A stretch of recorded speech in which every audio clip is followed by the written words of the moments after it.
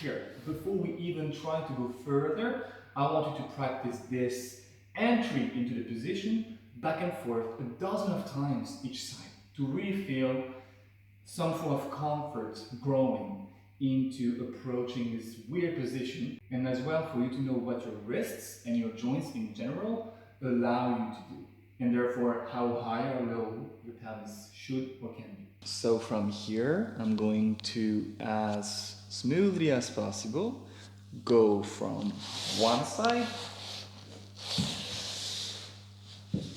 to the other.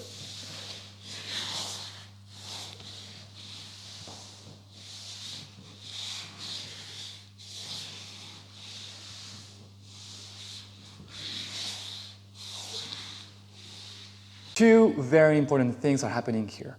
One, again, as a sign of a decent, efficient weight transfer, the opposite foot from the side of the stabbing elbow is going to start sliding towards it. If not, it means that the QDR is not properly loaded. Second, you want your belly button to be already facing a wall. It should not be facing the ceiling, nor should it be facing the floor. We're trying to bring the side of our bodies on that elbow already to be able to do something from there.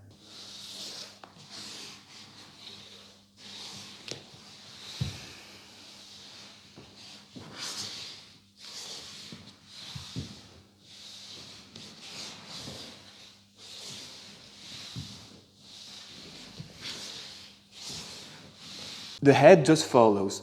You don't have to actively think about whether or not it should slide on the floor. Once you find yourself in that position, before we even try to balance with both feet off the floor, which is the very dodgy and beautiful part of the anchoring variations of QDRs, I want you to find the ground again. Think of it this way. We start with our belly button facing up, the ceiling, and we're going to end with our belly button facing down. And in between, we're going to be in that dodgy QDR. And before we even talk about the balancing act, which is a bit more dodgy because from there you can fall back from where you came or fall where you're going to and compromise the angle of your support arm, I need us to have clear in mind the anchoring limbs and landing pads that we can use to be grounded on the floor. So we're going to raise up on that elbow, and as soon as possible, keeping in mind where the belly button is looking, bring our knee down to find some form of support and grounding. Go up. From this position, I want to find the ground with this left knee as early as possible. And then slide and abort. And I go up. I want to find the ground with this right knee. And from here, left foot, my QDR didn't slip out of my belly. And from here, I can do whatever it takes to come back up. My belly button is now facing the floor. And at first, this is gonna feel clunky as fuck. That's absolutely normal. But I really want you to feel that there is this high position where we don't know quite where we are, that we still have to fight for this QDR to stay here, for this stab to stay here, and we're reaching for the floor with something safe, the knee, which eventually we'll get rid of. But for now, knee down, and once we have the knee down, we can safely bring the other foot around, making sure our hips are facing the floor, and from there we're done. So keep practicing until you find some form of a steady pace, some flowiness to the process. Even when we use our knees, we can still make this very, very flowy.